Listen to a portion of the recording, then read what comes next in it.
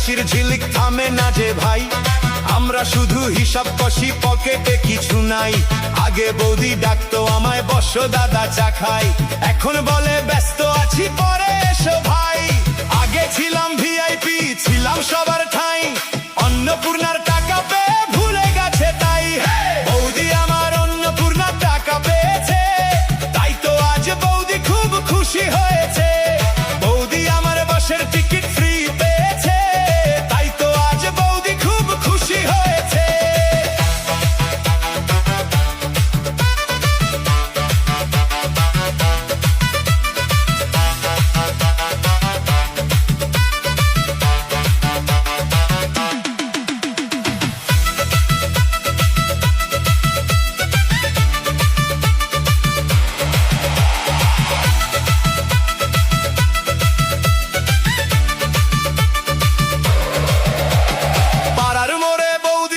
হেঁটে যাই যে হেসে, আমরা শুধু বসে থাকি পুরনো দিনে